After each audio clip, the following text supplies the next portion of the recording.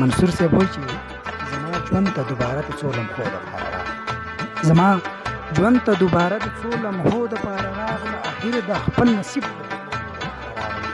زما ژوند ته دوباره د څو لمحو دپاره راغله، اخر د خپل نصیب د بدلېدو دپاره راغله. جرګه چې منځ له راشي دوه یو ځای کړي خو نصیب، جرګه چې منځ له راشي دوه یو ځای کړي خو نصیبه زمونږ منځ له جرګه د بېلېدو دپاره راغله.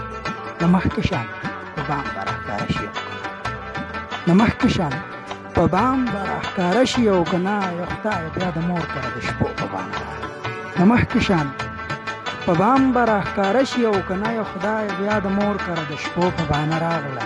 زما د لاسو نښې د ځان سره راوړي، زما د لاسو نښې د ځان سره راوړي، ښکارېږي د رشتې د ماتېدو دپاره راغله. زما د لاسو نښې د ځان سره راوړي، ښکارېږي د رشتې د ماتېدو دپاره راغله.